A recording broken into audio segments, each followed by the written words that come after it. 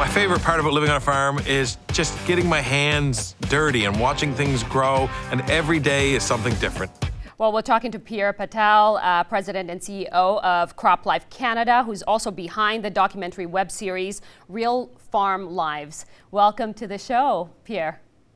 Thank you very much. My pleasure to be here. Awesome. Let's talk a little bit about the actual show. It's a web series that's happening. It's in its second season. What is Real Farm Lives all about? Well, it's really an opportunity for the average Canadian who may not have a direct relationship with farming and farm families to delve a little bit into the daily lives of farmers that are growing their food on a daily basis. So it's a great opportunity to hear directly from those families what it takes to grow crops and some of the challenges they have. And so these are families from Alberta and Nova Scotia for the second season. But what was the first season all about in terms of where it landed? Yeah. Yeah. So the first season featured a farm family from Saskatchewan and two families from Ontario growing all different types of crops. And then, like you said, this year we've got a family from the Annapolis Valley in Nova Scotia and from just near Calgary in Acme, Alberta. Lots of stuff that you guys are talking about in terms of technology to farming and all the new generations that are doing this. What is the response that you guys have had in terms of farming, even in maybe Toronto and Ontario? I mean, there are different cats over there. So what was the response there? Yeah, for sure. I mean, I think obviously there's a lot of misinformation, misconceptions about agriculture and farming, and especially in urban areas where there's that lack of connection to agriculture.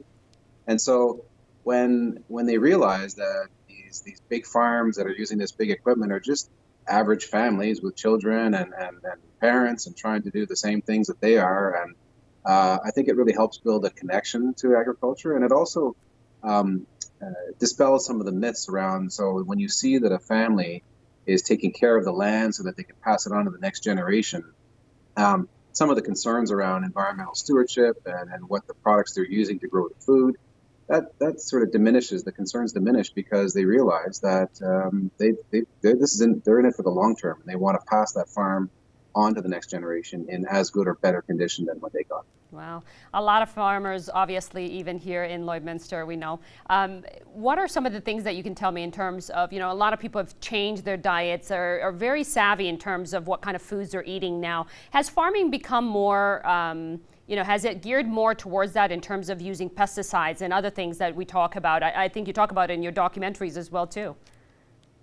Well, I think one of the misconceptions is around when and why farmers are using these tools, whether it's GMO technology or pesticides. And I think what some of the families that are using these technologies really convey is that this has allowed them to actually change their environmental footprint on their farm. And so instead of thinking about these technologies as sort of a negative thing, when you listen to it from the perspective of the grower and what it's meant for their farm and their ability to stop tilling that soil or turning the soil and releasing all that carbon, all the erosion problems we had with topsoil many years ago, and the ability to now capture that carbon and things that urban people are focused on, like climate change, when they realize that agriculture is actually a solution and that some of the tools that they're using are helping them achieve those goals, I think it really helps to put things in perspective and then hopefully alleviate some of the concerns or questions they have around why are they using some of these technologies like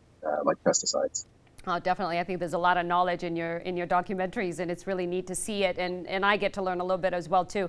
And I know that you've had a lot of the different people that are featured in the shows. It's been such a pleasure to work with these families, and I'm privileged to have been able to meet with the Sawyers during our launch events last week and sit down with her and her whole family.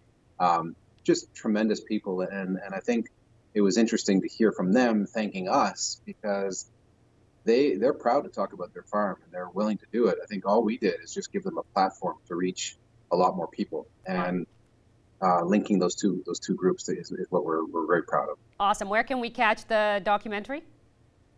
Yeah, so from any device, realfarmlives.ca, and it's all very consumable format, so you can share it, you can post it on your Facebook account, and make sure that all your friends and family have a look at them. Awesome, Pierre. Great documentary. I've seen some of it, and thank you so much for joining us again. Great, my pleasure, and I hope everyone enjoys it.